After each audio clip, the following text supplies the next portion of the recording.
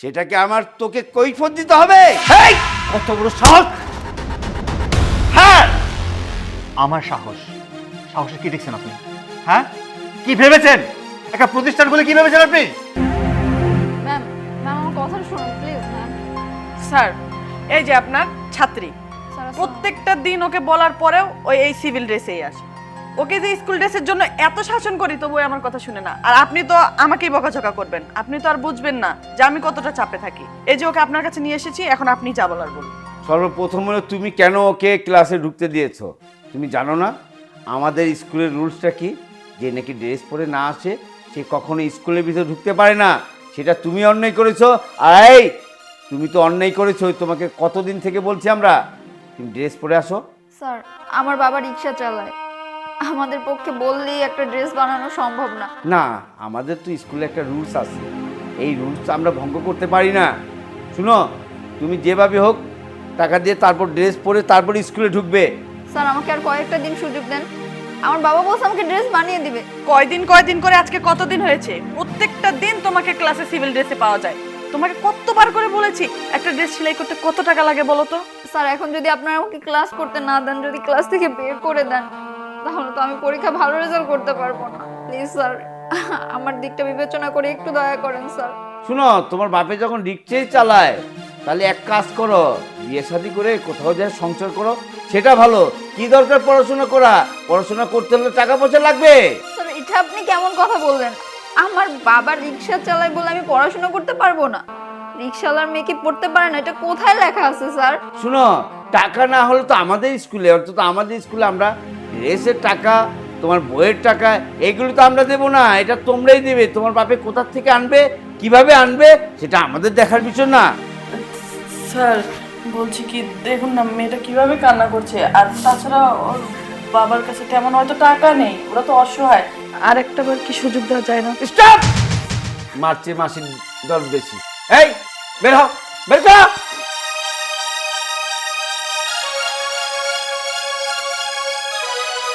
Nonsense কোথাকার।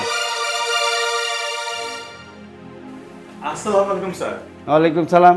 কি চাই? স্যার, আমি সুরজ মিয়া, ওই পাশের গলিতে থাকি, রিক্সা চালাই। স্যার, বাইরে দেখলাম একটা মেয়ে কান্না করতেছে, মেয়েটা নাকি এই কলেজ থেকে বের করে দিয়েছেন।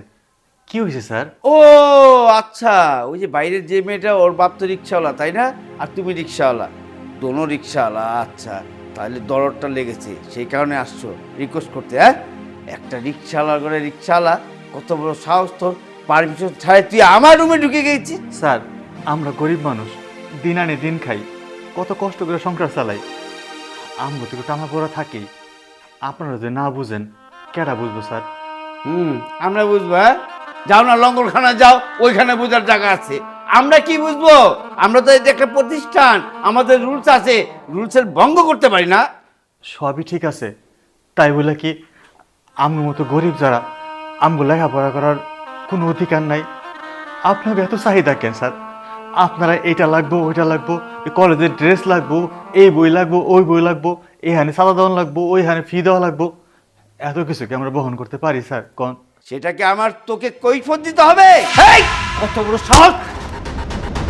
হ্যাঁ, আমার সাহস। সাহসে কি দেখছেন আপনি? হ্যাঁ, কি ভেবেছেন? একটা প্রতিষ্ঠান বলে কি ভেবেছেন আপনি? সবকিছু আপনার হয়ে গেছে, আপনি যা বলবেন তাই হবে। একটা মেয়ে আপনার এখানে পড়াশোনা করে, সে গরিব ঘরের মেয়ে, আপনাদের এই কলেজে কত কিছু লাগে, ড্রেস, এটা সেটা, সব কিছু মেনটেন করতেছে। সে বসে তার বাবা রিক্সা চালায়, এখনো তো ড্রেসটা বানাতে পারতেছে না, কিছুদিন সময় চেয়েছে, তাই বলে আপনি তাকে কলেজ থেকে বের করে দেবেন? তোর কত বড় সাহস! হেডমাস্টারকে তুই মেরেছিস? আমি এক্ষুনি আমি ডাকছি। চুপ! একদম চুপ। তুই কে আমার গায়ে হাত তুলেছিস? আরো দেওয়া দরকার। আমি কি জানিস? হ্যাঁ, দাঁড়া, আমি তোকে আমার পরিচয় দিচ্ছি। চাঁদনি,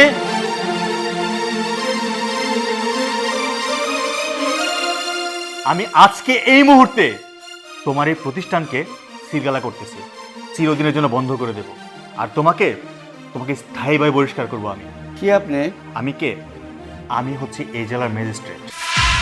আমি জাস্ট এই ছদ্মবেশ নিয়ে তোমার কাছে আসছি। তুমি যে এই প্রতিষ্ঠানটা নিয়ে কি শুরু করেছো, আমার কাছে সব খবর আছে। তুমি চাইলেই পারতে এই মেয়েটার ড্রেসটা তৈরি করে দিতে, দাওনি। কি ভেবেছো হ্যাঁ, যা ইচ্ছা তাই করবে তুমি? আরে ও একা না হয় গরিব, সবাই তো আর গরিব না।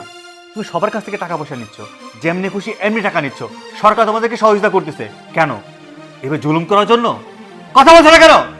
স্যার জুলুম করার জন্য? স্যার ভুল হয়ে গেছে স্যার। ভুল হয়ে গেছে না? আমি তোমার ছেলের বয়সে হয়ে তোমার গায়ে হাত তুলেছি। কেন জানো? তোমার অপরাধের জন্য। আমি তোমাকে শাস্তি দেইনি, তোমার অপরাধকে শাস্তি দিয়েছি। আজকের পর থেকে তোমার প্রতিষ্ঠান একদম বন্ধ। স্যার স্যার এমনটা করি না স্যার। স্যার আমাদের অনেক ক্ষতি হয়ে যাবে স্যার। তোমার নিজের ক্ষতির জন্য তোমার খারাপ লাগছে না? এই মেয়েটাও কিছুক্ষণ আগে তোমার কাছে কান্না করেছিল, দেখেছিলে? এই মেয়েটার চোখের দিকে তাকিয়েছিলে একবার?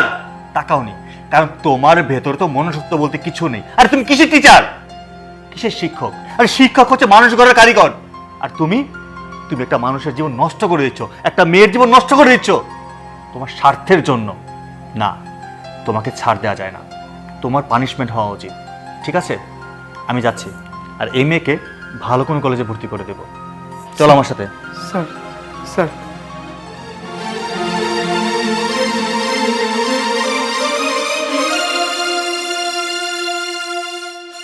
কি ভুল করলাম?